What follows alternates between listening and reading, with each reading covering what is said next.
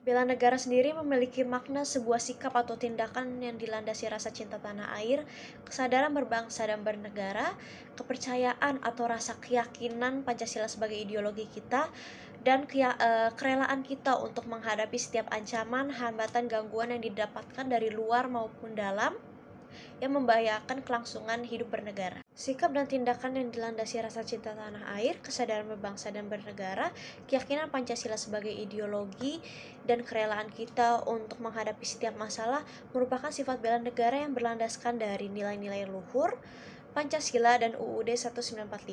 Dari sifat bela negara sendiri ini bisa kita implementasikan di kehidupan sehari-hari juga.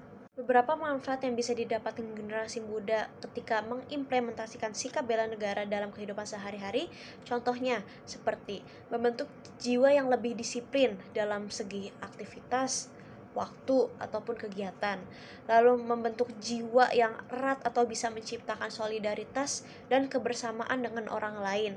Dan terakhir itu ada sikap yang bisa melatih diri kita menjadi lebih tangguh dalam segi mental ataupun fisik untuk menghadapi segala tantangan.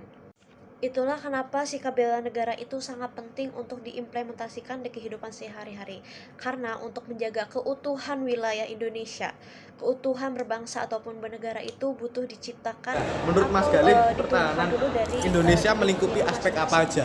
agar bisa Bagi memiliki saya sikap pertahanan bela Indonesia meliputi dua aspek.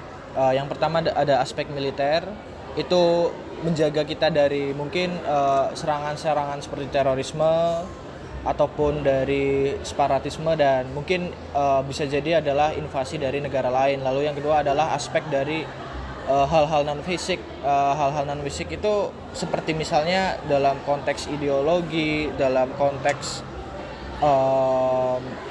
apa ya, mungkin kita sebagai mahasiswa di situ memiliki peran dalam melindungi hal-hal yang non fisik gitu untuk Indonesia.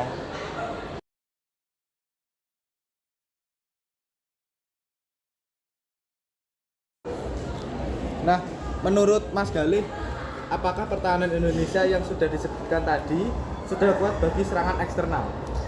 Mungkin kalau dalam aspek fisik, dalam hal kemiliteran, negara kita berada di apa ya? Bagi saya ya cukup lah, karena negara kita secara militer tidak terlalu kuat juga. Namun kita juga secara apa ya, di APBN kan pengeluaran terbesar adalah untuk belanja militer. Jadi menurut saya pertahanan secara fisik mungkin masih dalam tahap cukup gitu, dan itu perlu diperkuat lagi gitu untuk menahan serangan-serangan dari luar maupun dari dalam. Lalu yang kedua adalah aspek non fisik gitu. Mungkin kita perlu membangun pendidikan yang lebih agar setiap orang yang ada di Indonesia ini memiliki pemahaman dan pengetahuan akan pentingnya kewarganegaraan gitu. Dan salah satu contohnya adalah mungkin dengan mengajarkan mata kuliah kewarganegaraan atau mata pelajaran kewarganegaraan yang ada di baik sekolah dasar maupun sampai ke tingkat perguruan tinggi. Seperti